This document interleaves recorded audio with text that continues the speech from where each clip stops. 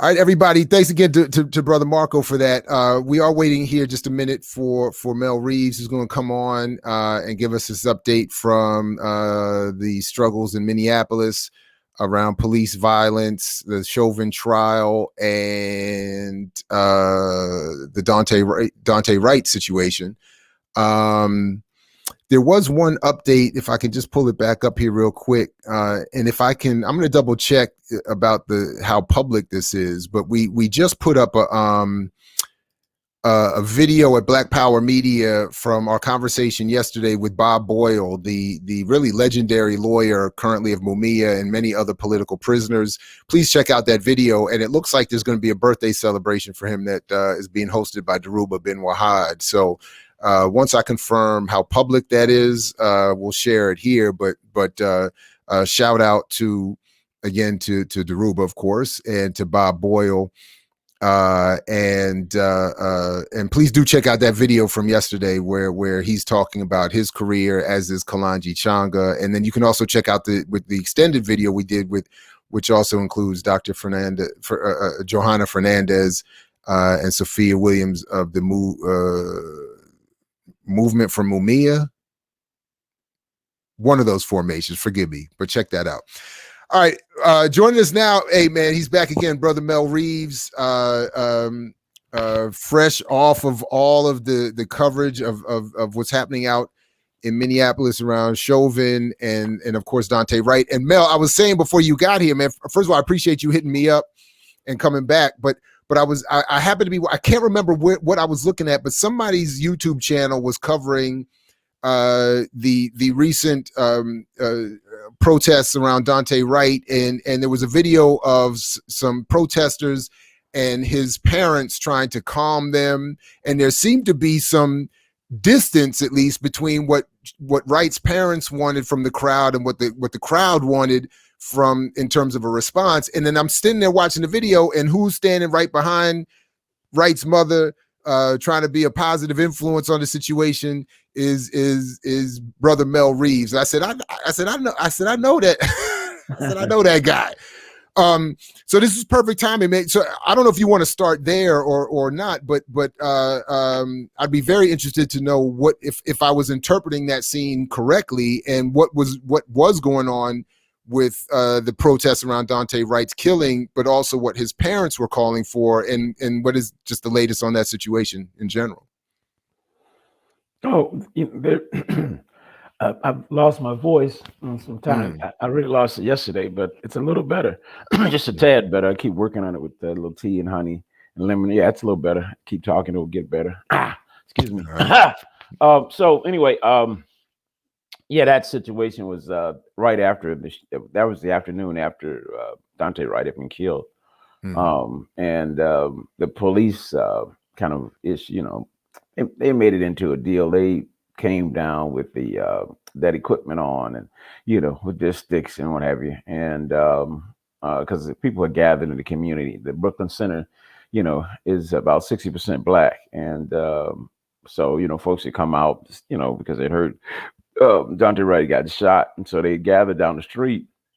It was a pretty peaceful gathering, and what seemed to actually kind of turn it up a notch was about 15, 16 cops kind of marched down and to where the police tape was, and it was a provocation. I don't know what they're thinking, but well, you do know what they're thinking. They want to let you know that they're boss all the time, so they it was a bad move. And so young people were upset. You got to remember, we're here in the background of Derek Chauvin going to trial. This is where George Floyd was murdered. So people were at the point, and there's some deep feeling about what happened and how he died, in the sense that could have been prevented. That runs through people's minds on some level. So people were upset. There's a lot of angst about that, and all that stuff. And so now you kill another person. So some of the young people were really, really upset, to the point where they were doing some things that borders on, okay, we're not thinking this through. So we had gotten there. I just come from a protest. You can't make this up. My friend Tashira Garraway, and you probably, if you watch the videos and stuff coming out of here, you've heard her name now.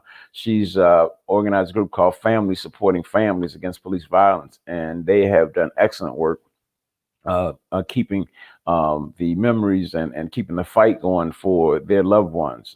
Her loved one was her fiance was killed over 10 years ago by St. Paul police. He was brutally beaten and thrown in a trash compactor.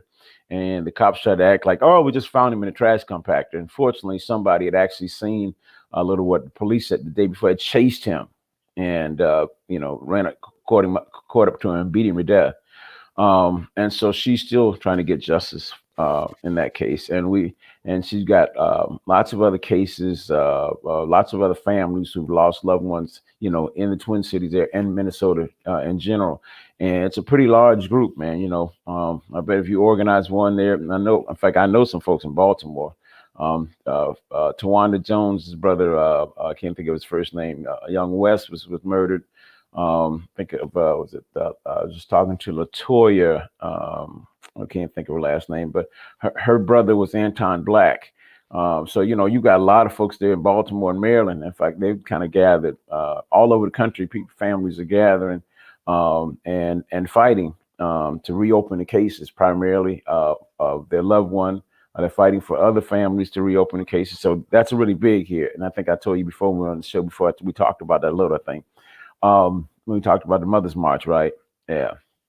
So she had a protest at the anniversary of her fiance, Justin Tigan.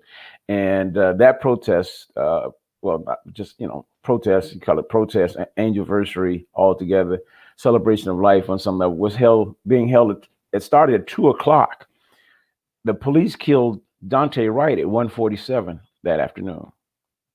Yeah. So we were at a protest commemorating and fighting to reopen the case of Justin Tigan, and they killed somebody in another part of town. We were in St. Paul. We marched through St. Paul in the area where he was killed on that day, and we left the protest. Somebody said something about, hey, they killed somebody in Brooklyn Center. I think we were there for a good hour, an hour and a half, and we left that protest to go to Brooklyn Center. And so we got there around, someone's got there around 4. And the crowd had been gathering. So that's what you ran into. Instead, I talked to the mother, was able to talk to the mother, get a story of what happened. We printed it, and, we talked about, she told us what happened from what she heard, because he called his mother when he got pulled over.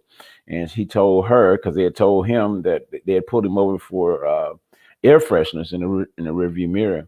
Turns out they had pulled him over because he had expired tabs. Let me tell you the story about that. Everybody's got expired tabs because of the COVID thing. Bureaucracy is on real slow. So it's really not a good reason to be pulling people over, even pre-COVID. And that's one of the issues that has to be raised. Why are the police pulling us over for broken tail? I mean, they just got to stop. It says something to the society. One of the sisters from the NAACP, Angela Myers, did a really good job of pointing out how, this is all about exploiting us. They're pulling us over so they can put more money in their coffers. She pointed out how, the traffic stops are nothing but, a chance for them to rob us. It's extortion. That's all it is. And that's why they pull more folks over in our community. So we have less and we wind up paying more. And that's and the traffic stops are unnecessary anyway. You turn something, a civil matter or somebody not having what they need in order to, drive permissibly, turns into, a police matter. There's something seriously wrong with that. So it's also, I noticed it was been reported on commercial media repeatedly that, without context or detail, that Daunte Wright, at one point they were attempting to realize that he had outstanding warrants that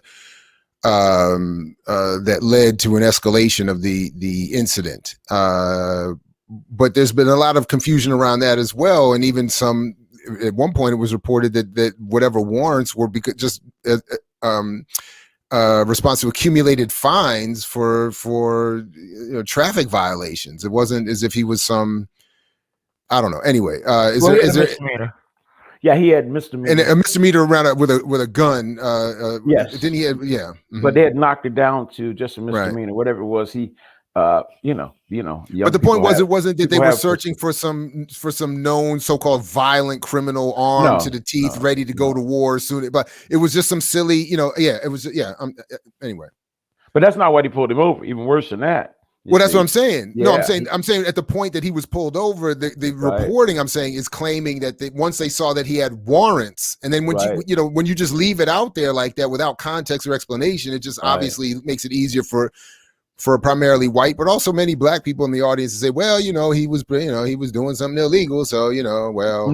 No, I think actually the George Floyd case and other cases have actually pushed past that. I think few people are saying that now. The only folks that are saying that are people who are in complete denial about what's going on in the society, and who have a tendency to want to blame the victim, and the black people who are saying that in the community. We have a name for them. So. You know what I'm saying? If you're still saying it at this point, then something may just be wrong with you. You may not have all the human stuff that most of us have that allow you to have compassion and empathy for other human beings. How about that? The opposite of drapetomania that we talked about. We'll leave it at that. They may not have all the tools in order to sympathize with fellow human beings.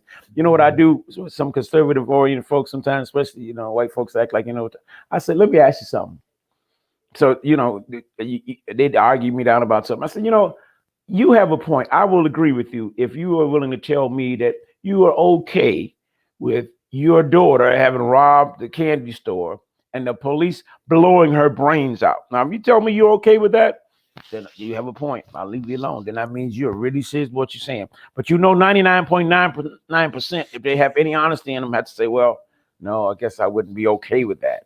You see what I'm saying? So that kills that foolishness. If you're okay with your son and your daughter being pulled over and somebody killing them, then I got no debate with you. Then you're serious. Then you really are standing on that position. But if you think that it's not okay for your kid, your relative, your mom, your dad to be treated like that, then you got to stop messing around. Stop playing with me. Stop playing. It's wrong. Stop pretending like you don't know it's wrong. That means that your racism is outshining or outweighing your ability to feel for other human beings. So, that's what that boils down to. I just wanted to quickly shout out your publication for not continuing to publish the rookie photo of this killer cop or former cop. And using some updated photography in your publication's work. I had no other point in bringing that up, so I just wanted to shout out the Minnesota spokesman recorder for that. And because it seems that there still is this proliferation of her old photo. And despite I know what you're saying about the George Floyd trial pushing us to a new, as societally to a new level, but there still seems to be an attempt, at least, to go back to these old tropes of white innocence, and whoops, like whoops, I picked up the wrong weapon, and whoops, I pulled the trigger, and all of that kind of thing. Well, yeah, let's talk about that. We've witnessed, I've seen it. We've witnessed cases where they didn't necessarily kill anybody, but they beat people pretty good. And they were yelling, "Stop resisting." You remember that? Mm-hmm. You've heard them do that, right? Mm-hmm. So her yelling taser, could very well have been. Now, I don't know why you would just want to kill it. I don't want to be getting into her head. I don't know why you would want to just shoot somebody. I don't know. And I don't want to speculate because I'd like to give people the benefit of the doubt and say, well, you just wouldn't want to shoot somebody, but I don't know. Based on the history of these people who are armed, and it ain't just white folks, as we know, there have been some brown folks and some black folks that have pulled pistols on black people and killed them. I don't know what's going through their mind. And I don't. The military brother the other day, wasn't it a Latino that pulled a gun on him? Gutierrez was his name. I thought anyway. No, the guy in the truck was Latino, Afro-Latino. The dude pulled. No, the one in the truck was a brother. I'm saying that the cop that pulled the gun on him, I thought was a Latino. He might have been, and like I say, that's why. To your point, that's what I'm saying. Yes. Mm-hmm. So anyway, nobody trusts that. It was an accident. It could have been, but and it's very smart that she put that out there. So right away, rather than looking at it like like the Noor case. In fact, I saw the Star Tribune. I didn't get a chance to read it, but they were comparing her case to the Noor case where, he shot this woman and they charged him with third-degree murder. And, to this day, we still don't know why he shot her. He said he was startled or whatever, but there's no explanation. So the cases are similar. There's no real explanation beside the one that they're giving. It's like me doing something wrong, and I say, "Oh, oops, I made a mistake." And you decide, "Oh, well, I'm going to take your word there was a mistake, and that's how I'm going to deal with it going forward." But we know that's not how the system deals with us. Some kids shoot somebody and says, "Oh, I didn't mean to shoot him." You know what I'm saying? That's not going to stand up. That's not going to have no effect on the charges. They still going to charge them with first degree, second, or third degree murder. And so very smoothly, they have they've propagandized folks a little bit. The chief has propagandized folks with, because if it had just showed the video, we'd have heard it say Taser was like, all right, she shot him. But the chief has propagandized folks by saying, it's my understanding she meant to grab her Taser. But, we know this happened before, right? Oscar Grant, the defense that the cop gave for killing Oscar Grant was that he was reaching for a Taser. And, they're still fighting that case. And I want to stress that, part of the way we're going to win this thing, we're going to overcome this eventually, is we got to keep fighting. And we got to keep fighting with the people who've been most affected. All over the country, we have, it's thousands, y'all. It's into the thousands, maybe over 10,000. It's a large number. I mean, it's actually probably in 10,000 when you think about the family members who are left behind as a result of these murders, right? And so, these folks are hurting. Some of them actually are traumatized, but they're still fighting. I got a lot of respect for them. And that's why we organize around them all the time, because they are the moral force. They've lost their family. You can't tell them nothing. They're moral authority. They're proof. They're living proof of the murder, of how murderous the U.S. police force is, right? Yeah, that's the Sherry Garrett right there. And I was going to say, I was going to ask you to keep going, because this you just published yesterday, and wanted you to certainly elaborate. But I didn't mean to cut you off. Keep going. Sorry. No, and so I'm talking about how important it is to bring families together, because I didn't get into this last time. Well, we should get into this a little bit. So part of the reason things get off, you see, like the whole Black Lives Matter controversy is going on, is because they're not centering the fight in where it belongs, right? With the people who are most affected, right? They're not necessarily activists, but they know that their kid, their brother, their son, their mother, their dad, their cousin, their uncle was murdered and was done wrongfully, right? So, and they got sense enough to know that a wrong was done to us, and we want to fight back. And so it's smart to fight with them, because you can't say, what are you going to say to them, right? You can't put them down. You can't, say, well, they've got this or that going. No, they've lost their relative, right? So they have a right to fight. They're fighting back, and they're fighting back out of their hurt, out of the sense of justice. They want justice. And we have to embrace them. And when we do this, it keeps us from getting off with all this foolishness, these groups that pop up, right, and start putting money in their own pockets. I just saw the other day that Black Lives Matter folks had collected $90 million or whatever. And I'm not here trying to just criticize, I'm just trying to make a point that money, and I've heard a family member to say that money should have been redistributed among all the families that have lost a loved one to police violence. Everybody should have got a stipend of some sort, because those are the people, right? Because on some level, when you think about it, they're raising money on the backs of those families, right? And the only reason that the money came about was because people lost their lives.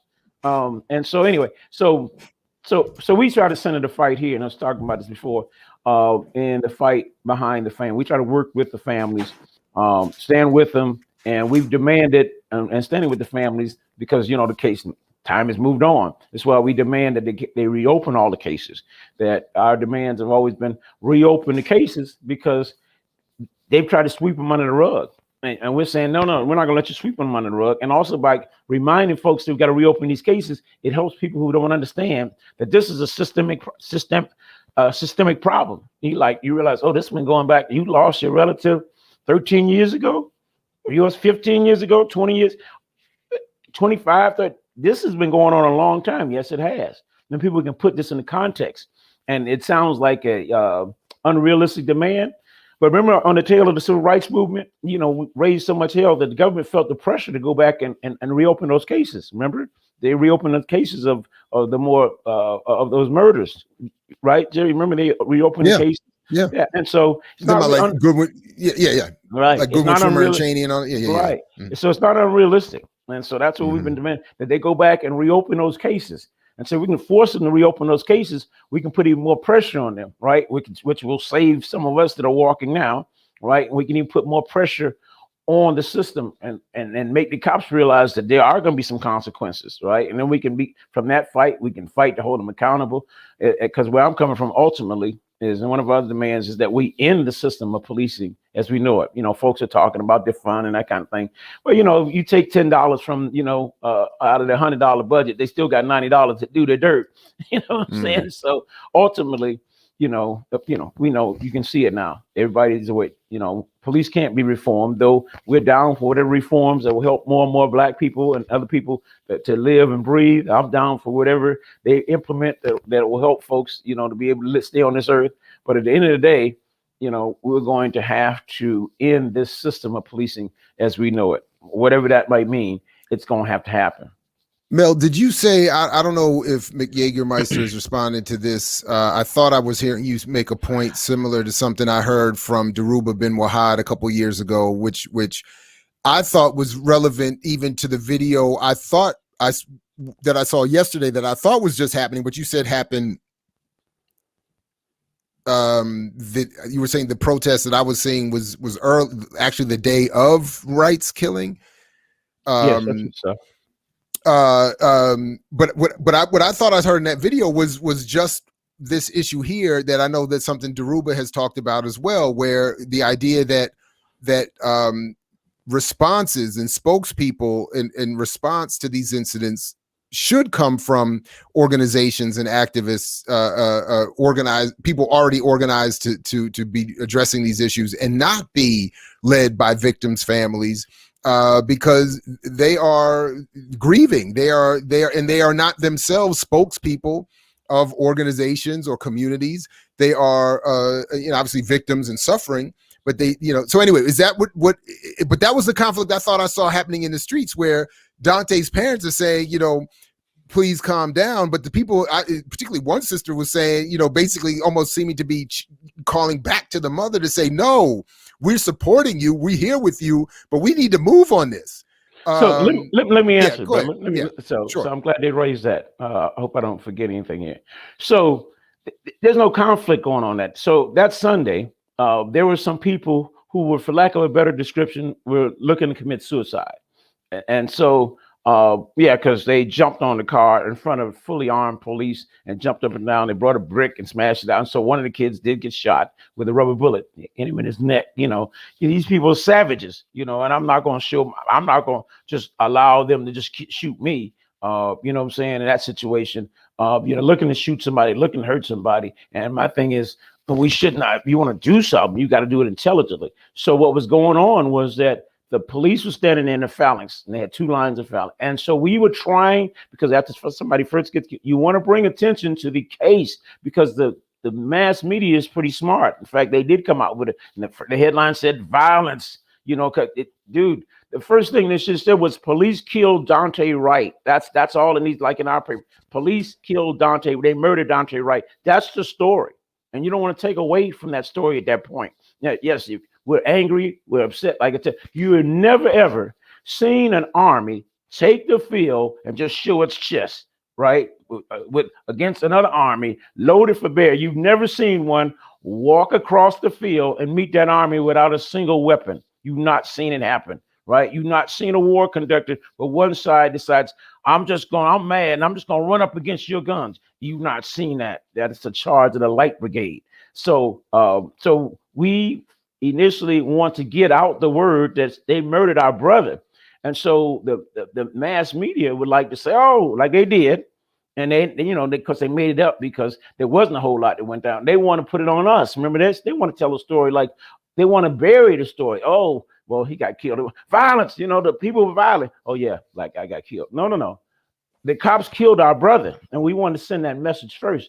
We don't have any problem with people fighting back. Whatever way they want to fight back, they can do that, as far as I'm concerned, right? But one of the things that happened out there was we were trying to organize a protest so we can pretty much tell people what's going on, so we could, we can fight. We can begin to, because that's what got George Floyd. We can say whatever we want.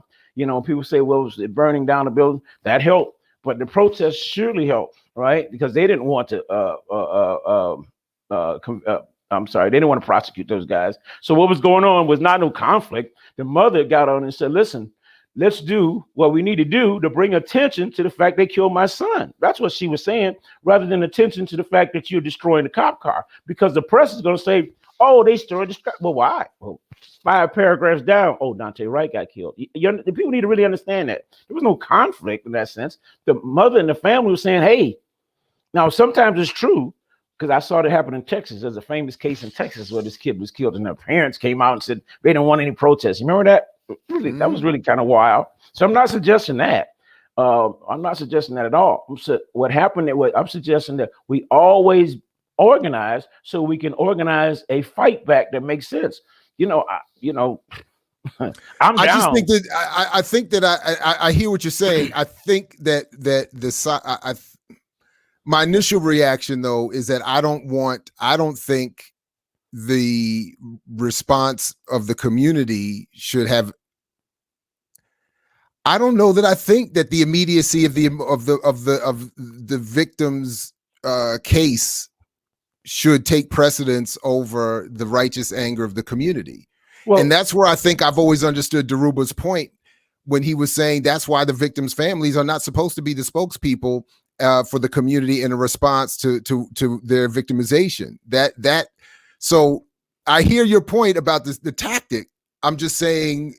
Anyway, well, let's explore it honestly. Okay, let's explore the community. No, the vast majority of people there wanted to protest. They wanted to do it in a militant and disciplined manner. They didn't want to throw rocks at the cops because they wanted the world to know that they killed this brother. So when we talk about this, let's be honest.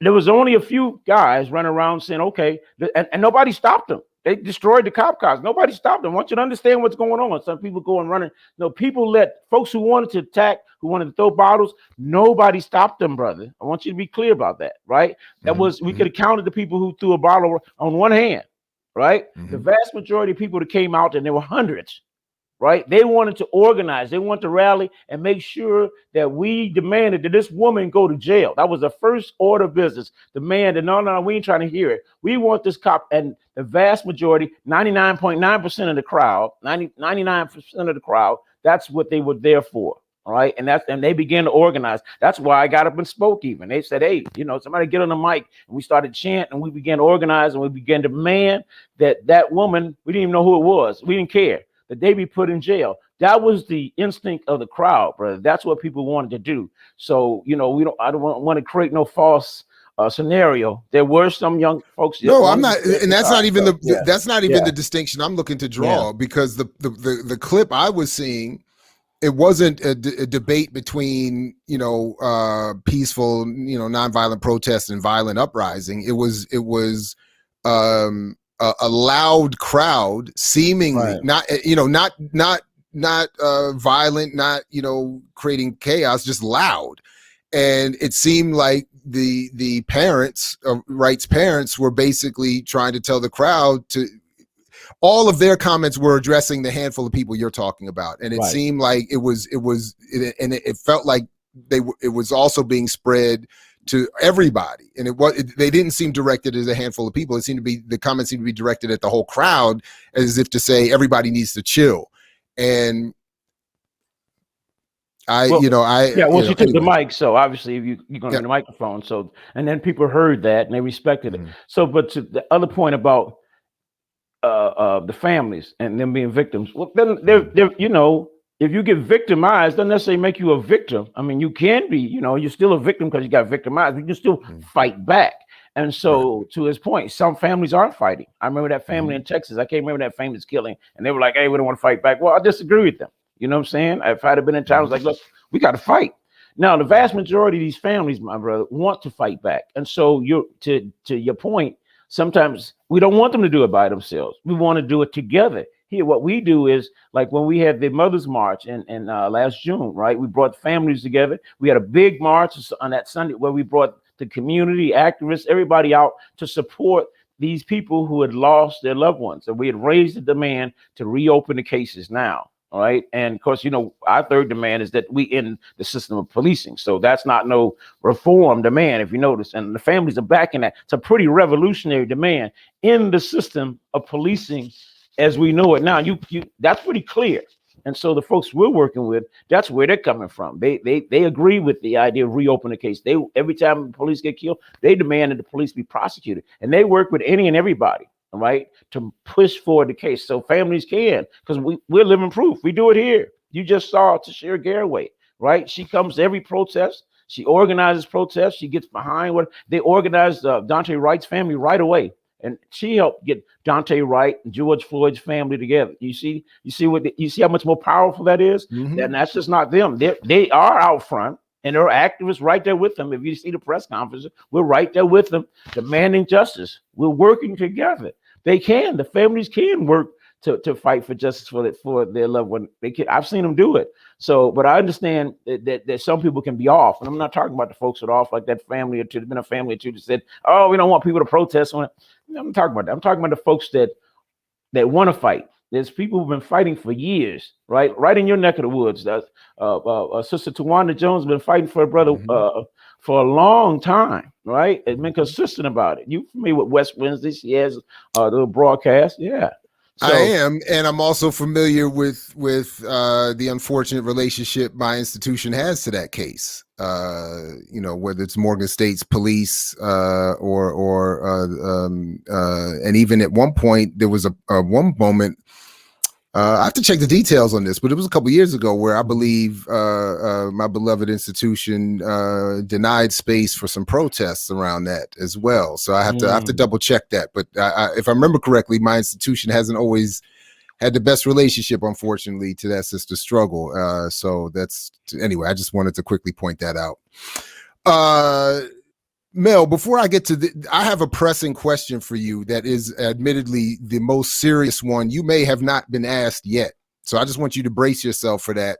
And that's coming in just a minute. But in advance of that, I did want you to, since your last visit to with us at least, if there's anything pressing related to Daunte Wright or Derek Chauvin or to George Floyd, that has happened in the last couple of days, or that you think we need to be focused on? Is there, is there an issue slipping through the cracks here? Is there something with the trial maybe that we're not paying enough attention to, or the way the trial is being covered that we're not paying enough attention to? Is there anything we need to? Well, we tried to update it. I'm trying to get free so I can kind of write a few pieces about this thing, because I wanted to explore what we talked about earlier, why it's so important to rally around the families and so important to raise the demands of prosecution and reopening the case, and also that we end the system so we can stop playing this game about good cops, bad cops, black cops being better. But the trial, wrapped up, and they're going to do closing arguments. Now, what's interesting, and I'm trying to put it all together, is so much. So stay with me. And I know there's some themes that, remember I said a long time ago, and people actually quoted me, that this trial was going to have the system of policing was going to be on trial. And if you notice, in the defense, I thought it was going to really, be honest with you, I thought it was going to have more of a negative impact, or use that word, traumatizing impact on the community than it did. I think that Daunte Wright actually took away from some of it. But, if people done sat there and heard him say that, if people nodded head, what he did was his job. Remember, the cop got up there, that real redneck looking cop got up there and said that, he did what he was paid to do. And that whole knee to the neck, that's cop procedure. And so that came out too. So, that's why the brass, the upper level management was trying to throw him under the bus, because they knew that was coming. That actually that's what he was taught to do. You see, they're trying to distance themselves from it. But the cops are taught to do that knee thing. And he was also a trainer of cops to do that. Yes. And so they were right. This is what cops do. This was no aberration. So in other words, if they put a knee on your neck and they killed the kid, they killed the guy in Antioch, it was Angelo Quinto the same way. They killed Anton Black the same way. They killed several people the same way with their knee on the neck. This is not a new thing, right? And this is a technique that the police have been using. So why they put a knee on the neck? It winds up hurting people. Elijah McCain, the same thing, right? And they're trained to do these crazy holes to people. And that's what came out in trial. So yes, so Derek Chauvin was doing what police are trained to do. That came out. Also what was revealed, I think was interesting, is that whole thing, I told people this is true, that if you say you can't breathe, they're going to choke you. If you are literally not being able to breathe and the cops got you down and you say you can't breathe, you are in trouble, because they are taught in their academy. It came out that if you can breathe, if you can talk, you can breathe. It came out in court.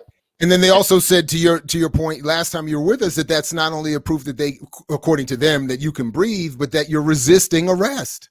Well, in the court, that one crazy guy got on the stand and said, well, him saying I can't breathe was a passive. I wrote about a passive form of resistance. It's like, man, get out of here with your crazy self. You know what I'm saying? I don't have no problem calling these people there. You're an animal. Get off the stand. You know what animal is going to get up there talking about me saying I can't breathe? Where you get that from? Where you stop pretending to be a human being. And they've and medical doctors have actually been coming out over the last year or since last summer and saying that that's factually incorrect. That in fact, when you say I can't breathe, that is the body's like it's almost like an involuntary reflex that your body is calling out for help. Because it's saying this is it. My last effort here is to tell you I can't breathe. That's how desperate it is. So they're saying even medically to claim that when you say you can't breathe, that's proof that you can is factually incorrect. Well, brother, it goes deeper than that. See, all this policing goes to, remember, the reason police exist anyway, to keep us in our place. We're an oppressed nationality. Remember, we can talk real on this show. We're an oppressed nationality in this country. Right. And so they built up a whole mythology, right, to reinforce that. So one of them is that we're superhuman. And so it's not possible that we can't breathe because we're human. Right, what do you mean you can't breathe? What do you mean, Negro, you can't breathe? Yeah, you can breathe underwater, I'm sure. We can hold you down for 10 minutes. I bet you still can breathe. You know what I'm saying? So, they treat us as if we're animals, they're animals, but they treat us and they got this lexicon. And speaking of, so now part of the lexicon is this excited delirium thing. And these medical examiners, these forensic pathologists are cop supporters. And so they're supposed to be a group of, they're supposed to be governed by medicine, but they're not. They're governed by the need to oppress Black people. That's what motivates them. A lot of them, I can only guess that they must be a real racist organization, because out of the clear blue, they come up with this because it's a new thing. It only came into the lexicon like 85. Nobody recognizes this excited delirium. The psychiatrist, it's not in a DSM manual. The American Medical Association does not recognize it. The only people who recognize it is their little cop-oriented group, the medical examiners of the U.S. I can't think of the name of. There's no such thing. And you've seen I wish I had notes in front of me. They walked through it in court. In fact, because the prosecution wanted to make sure that the defense couldn't use it, and they did such a good job, defense didn't bring it back anymore. But one of the things was people being agitated, sweating a lot. Folks are taking off their clothes. People taking off their clothes is a sign they're having some mental struggles, right? And superhuman strength was one of them. And what this came about was during the crack epidemic, and cops were beating people down who were high, but they used this as an excuse to kill people. They were killing a lot of folks who were on and I know around, certainly in the 80s and 90s, I don't know to what extent it still goes on, but in and around DC, PCP was a big excuse for that too. That brothers in particular get all boated out and have that superhuman strength and require obviously extra levels of force. But so yeah, it's that's. Yeah, anyway. It was an excuse to kill folks. The excited delirium. Y'all can look it up. It's not real. It's quackery. It's not real medicine. The other thing that was interesting that came out was, and this messed up. This hurt the defense a little bit. So did you notice they brought on this guy, Dr. David Fowler, from your neck of the woods? He was the Maryland medical examiner, right? They see how smooth the press is. The press keeps saying he retired. He did not retire. He resigned because he was sued. He resigned because they caught up with him.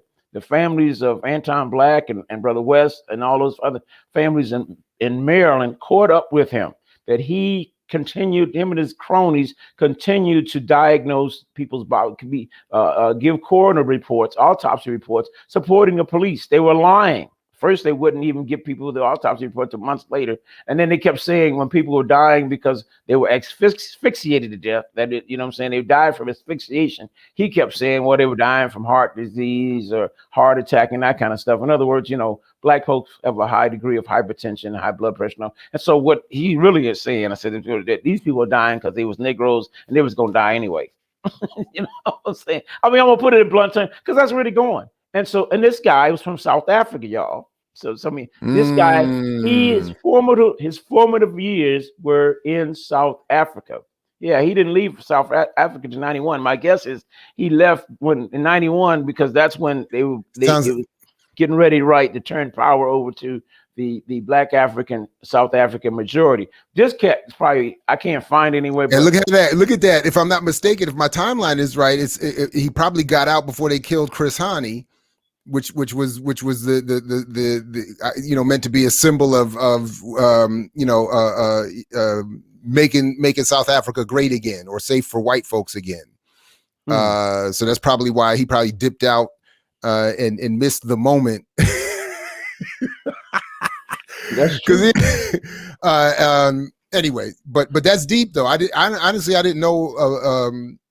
I wasn't following the trial. I haven't been following the trial carefully enough to know that he was involved or that he had this connection. His background being in South Africa. The Maryland ACLU, look it up. They sued him because the family of I just mentioned his sister's name, Anton Black. Anton Black, yeah. Yes. You remember the murder of Anton Black was similar to the murder of George Floyd, and the other and the coroner said, the medical examiner said he died of a heart attack or something like to that effect. And then he said, and then here's a kicker. So there's 5 causes of death, right? Homicide, suicide, and I can't think what that two, but anyway. And then the 5th one is undetermined. And so when they use undetermined, it makes it hard for you to press your case because the medical examiner saying, well, it's undetermined, so we can't charge somebody with a homicide. But yeah, so he is sued by the Maryland ACLU. In fact, I'm pulling it up here. Their statement from the other day, the Maryland ACLU comment on former Maryland medical examiner defending police killings.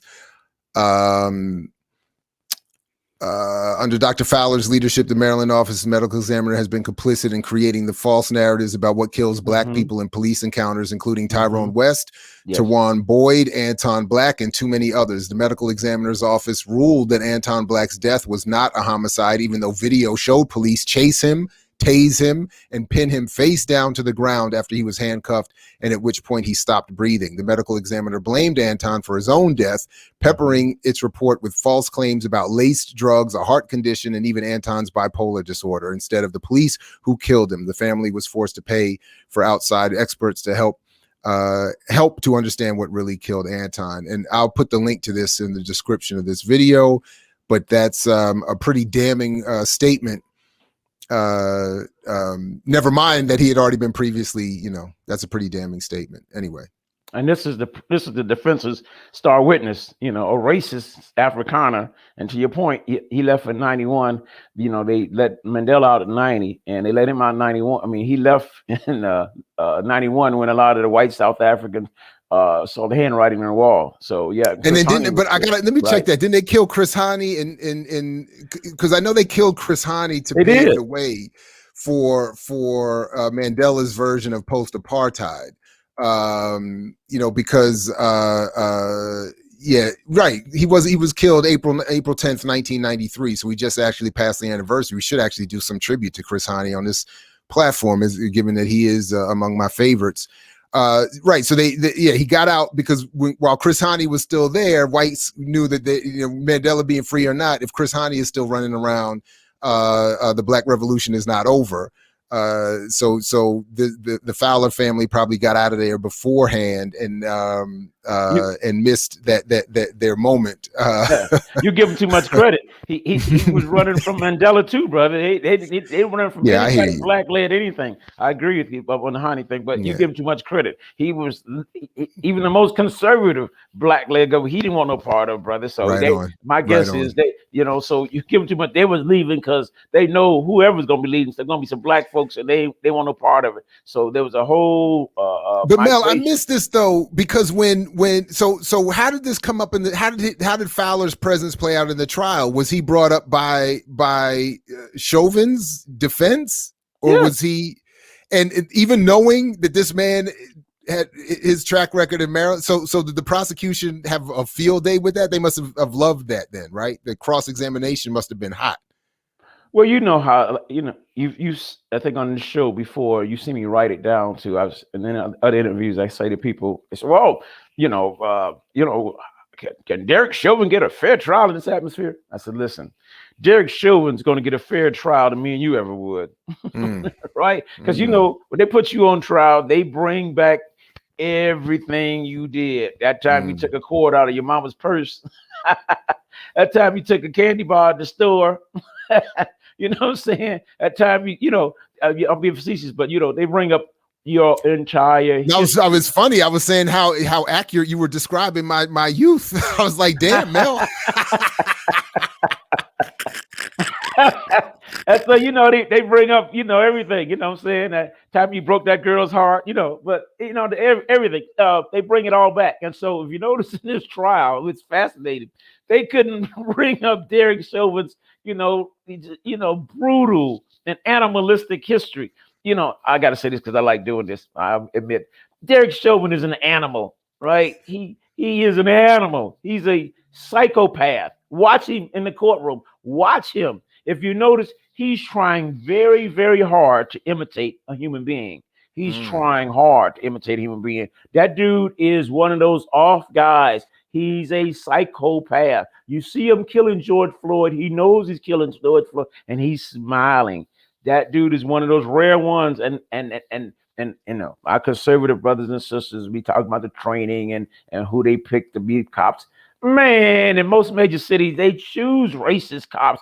They pick sociopaths and they're psychopaths. That dude, even the other cops were leery of that dude.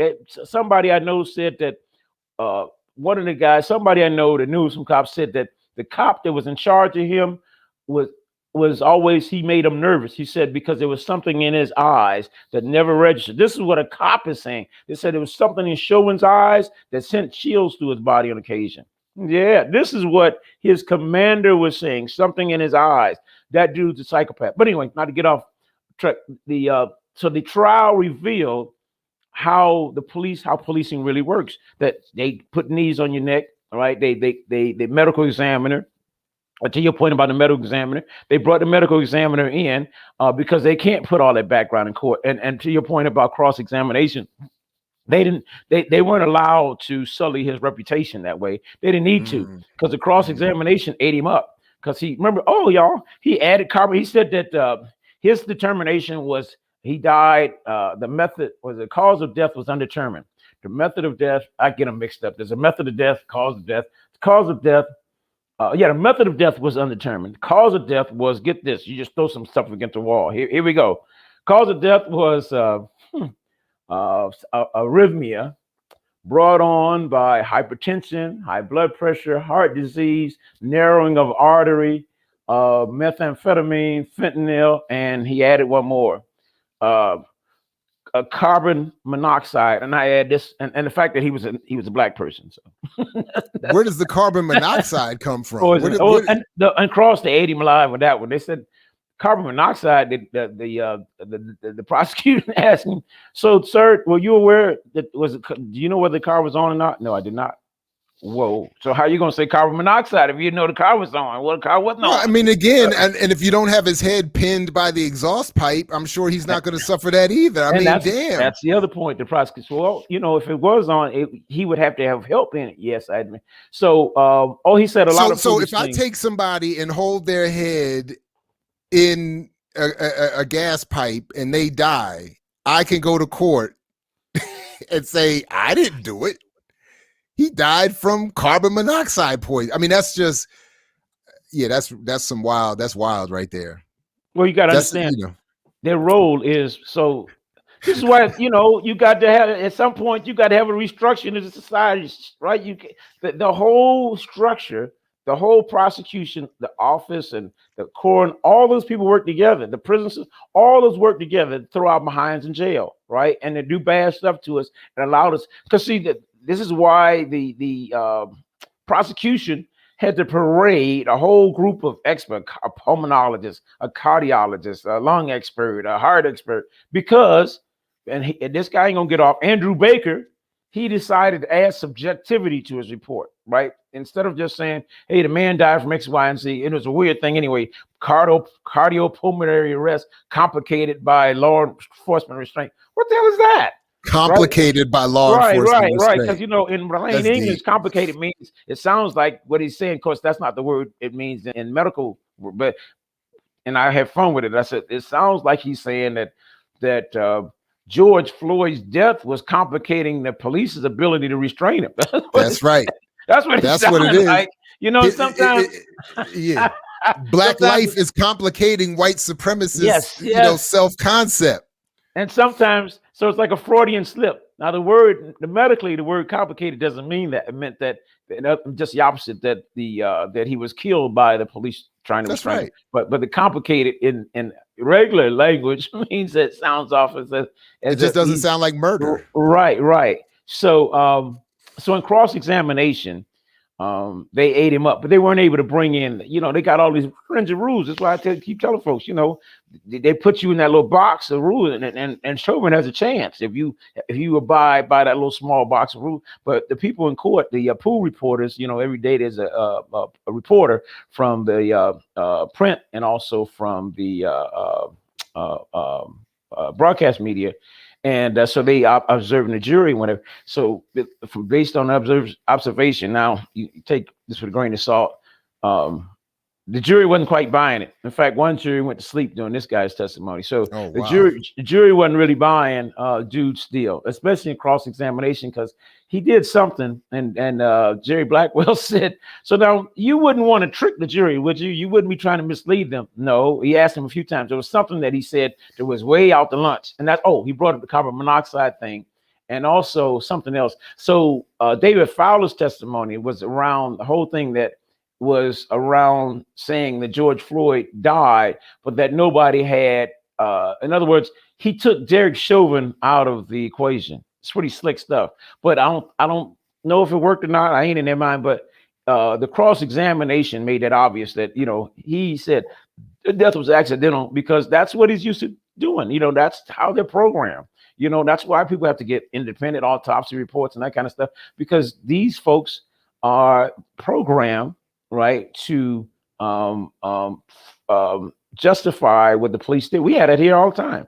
You know, Jamar Clark got killed and the cops lied, and, you know, the witnesses saw the cop on top of him.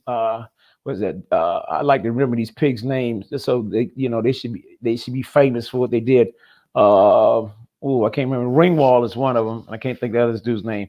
You can look him up. Ringwall is one. I can't think of that other dude's name. You know, they killed this guy for no reason, right? They're playing cards. You know, this case, this is our other big case here before Philando Castillo. This is one I really had a lot of work around, organized around. Jamar Clark was a Friday night, and they were playing cards, and this literally like right around the corner from where I live, literally right around the corner. Literally right up, like it would take me less than 2 minutes to get to where he died, walking. And so right around the corner from where I live, he was there's a little club where people kind of hang out. And he was playing cards in his house with some girlfriends and another friend. Anyway, they got the clown, and he's chasing her around the house because they started a hoodrum initially that he assaulted somebody, which was a lie. She fell and hurt her ankle, pretty much kind of broke it or something. And they called the EMS. They came in, and remember, you know, they're drinking and playing cards. So, you know, they're all drunk and whatever. So she's in the car. They bring her out of the car, and she's in the back of the EMS, the ambulance.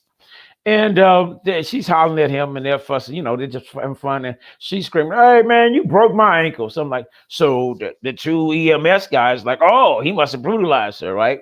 So he's a little drunk. So he comes out and they put her in, and he's banging on the thing going, "Hey, get well," whatever, you know, they're having fun with each other. So the two, you know, suburban oriented white guys who felt like they're going to come to the rescue of this black woman, I guess. We still don't know why in the world they called the police, because he sure wasn't doing anything. He was banging on the window, but he was drunk. He wasn't trying to. So they interpret that he had abused her because they were joking with each other, right? So they called the cops. The precinct was right down the street. So these two clowns come up and decide what they do all the time. And they rolled up. He's a little tipsy, probably. They roll. I shouldn't say that too much because I don't know how, but I know that they were playing and drinking a little bit. So they decide to bully him. So the EMS is driving off, and they say that the guy's keeping us from doing our job, something like that, and that's not what's going on. Next thing you know, they roll up. As I would have, it's like, what do you want? You know what I'm saying? I ain't doing nothing. I haven't done anything wrong. That's how people respond. Like, what you pushing up on me for, man? I ain't done nothing wrong. So too many black people get hurt in this scenario. They know they haven't done anything wrong, but the law is there for you to comply. Doesn't matter. Now we've intervened. You must comply. That's their role, to make you comply, because in complying with them, you're complying with the state, because they want to make sure that if you resist them, this is what you're going to face. That's what this is about psychologically. And so they roll up on him. He's resistant. Of course he is. What have I done? All right. And they bully him. You can't make this stuff up. I mean, this happened out of thin air. Nothing. Just come up on nothing. No reason to be there. And he knows it. I ain't done nothing. So they decide to bully. Well, give us your ID. Turn around. What am I turning around? What have I done? So they put handcuffs on him. And I'm still convinced they put handcuffs on him because a little kid was up. He should have been in bed. But he told me, Mr. Mel, they had handcuffs. I still believe him to this day. They put handcuffs on him. Now, there was a debate whether it's handcuffs on him or not. I believe, because a little 8-year-old told me that he saw in the 8-year-olds make up stuff, but they ain't gonna make up nothing like that, right? They saw him with handcuffs on him. And they threw him on the ground, y'all, and shot this man in his head. They threw him on the ground, and they were straddling him, right? And the gun belt was jumping around. They say that he was reaching for one of his gun belt, and the other one blows his brains out. Yeah. And so witnesses said, it happened so fast. I think nobody really saw the cop pull the trigger because it happened so fast. But they did see the one cop on top of it, right? And so for whatever reason, he was on top of him. Jamar was handcuffed, so they were just doing their little normal rough up thing. And one of them decided to pull the pistol. And maybe, I don't know. I don't think he could have reached for the gun because his hand was hanging. Anyway, long story short, to make their story stick, they somehow found DNA. You can't make this up.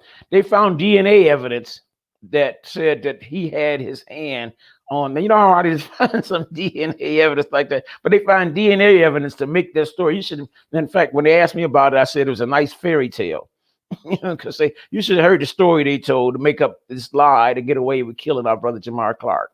But anyway, so my point is that that's the medical examiner's office real role, right? And the Bureau of Criminal Apprehension, whatever you call it, whatever in your state, whoever does the investigation, their job is to come in and investigate and clear the cop. That's what they're trying to do.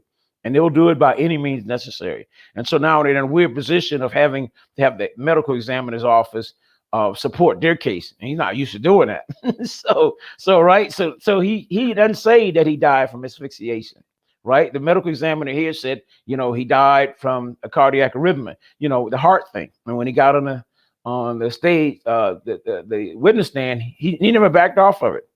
Right. Because that's where it comes from. So, and I could roll with him if he thought it was just a heart thing. But here's the problem I have. Right. So he has a job. Right. What is it? It's like just the facts, man, kind of job. Right. Just what happened, Jared, brother. It's like, Jared, what happened? Here are the facts. Right. So it's like you have somebody write a paper, give me all that extraneous stuff, make your point and get in and get out. Right. So why does he add this particular line that George Floyd would have died had he been sitting in his house? What the heck does that have to do with a medical? Your job is to tell us why he died and how he died, not to give any subjective opinion about what could have may have. No, your job is to look at this body, look at this man, and tell us how he died, what the method and the method of his death. That's all your job is. But he added in his report, you see, that he could have died. It's not your job. See, this is the kind of stuff they do. And that's what creates the defensive argument. Listen, unfortunately, this is not my job, and I have to go. Gotta go, brother. I gotta go. But if more of you become members, no, I'm just playing. I'm just playing. I got. But listen. First of all, I want to just say quickly, I love the fact that you just reached out and we jumped on and made this happen. Same thing with Brother Marco earlier this morning. I want to continue to encourage that, and I appreciate that you did that, and I want you to do that as often as we can make happen. Your reporting is essential, and I appreciate it. Thank you very much. The one important question I do have to squeeze in here before we leave that I didn't get to, this is, and I'm hoping you're braced for this, is that how can you be in Minnesota and not rocking, and you be from, be in Minnesota and you got an Air Jordan thing behind you. That's actually not Air Jordan. It's a who's that? It's nobody. It's somebody. It's supposed to be. People keep thinking it's Jordan, but it's not Jordan. It's some. If you look at the shoes, it's actually not Air Jordan shoes. He's got some street shoes on. It's just supposed to be a black man's ability to stretch. And actually, full revelation, it's not mine. It's borrowed. So. But it's not, okay, all right, fair enough. Because I was just wondering how in the world it wasn't Kevin Garnett. That's what I was wondering. Like, what kind of blasphemy? I was like, how could you be in Minnesota with a Jordan and not a Kevin Garnett? I was like, that is just seems like an egregious replica. Miscarriage of justice. I got something funny to really tell you. I can't stand Michael Jordan. All right, you know what I'm saying? Because he was such an apolitical cat, man. I appreciate his basketball skill. Let me just say that. I'm joking. I don't have no problem with Michael Jordan, but I couldn't stand the fact, and it came out in the series, that the dude wouldn't stand up for nothing, for nobody at no time. Oh, that just all I'm saying is. I hear you, and I just was curious as how in the world are we talking to a brother in Minnesota and he doesn't have Kevin Garnett up there? But anyway, Mel, but thanks again, man. And anytime we can help get your reporting out, please let us know, man. Really appreciate your work, man. Thank you very much. Well, thank y'all, and let's do this again maybe next week. Different time. Anytime. Same station, different time. Same station, different time. Holla, and folks just need to stay tuned to catch you when we can, man. But thank you very much, man. We'll catch you next time. Appreciate you. Y'all. Take care now. All right, everybody. I want to thank you all again for joining us this morning. And thanks to Brother Marco. Thanks to Mel Reeves. Thanks to everybody out here in the comments and chats and who we're going to see this later on. Please do hit the like button, the share button, the subscribe button. And if you can, hit the join button. Because so much is expanding here with the channel, and my joke about my job aside, your membership and whatever you can do, if not financially, through sharing, liking, viewing, encouraging others, helps expand the channel. You got the morning show coming on April 20th, 4:20, 8 a.m. Eastern. New shows coming on, new people coming on board behind the scenes. So all of the we really are demonstrating as a media outlet the kind of economy that we would need as a society, where the wealth we are all creating is being distributed to make the whole work better. Please do, please go and check the Mumia coverage we did yesterday, specifically the video I just put up this morning. Of the specific point of that conversation yesterday between Kalonji Changa and Bob Boyle, and essential movement history pieces right there. So please go and check that.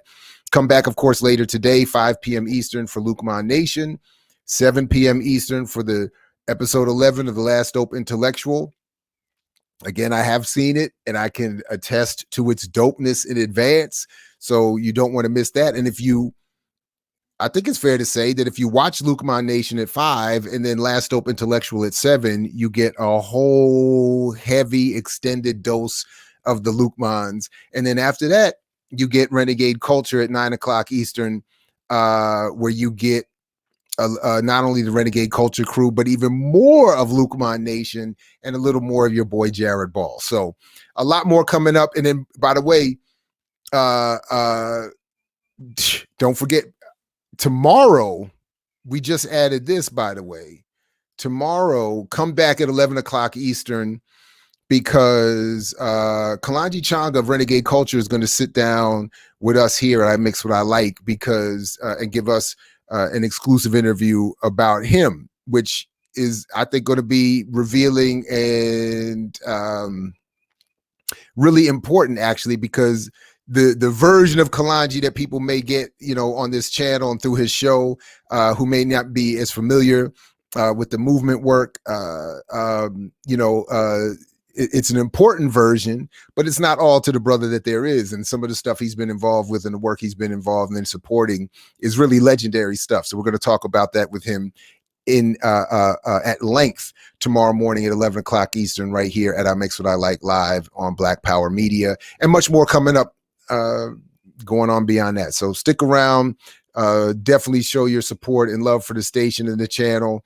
And as my man Pierre from Comedy Hype says, if you got more that we haven't gotten to, and if you got something later on, make sure you put it in the comments. And as Fred Hampton used to say to you, we say peace if you're willing to fight for it. So peace, everybody. Catch you next time here at I Mix What I Like live, everybody. I mix what I like, what I like, what I like, what I like, what I like.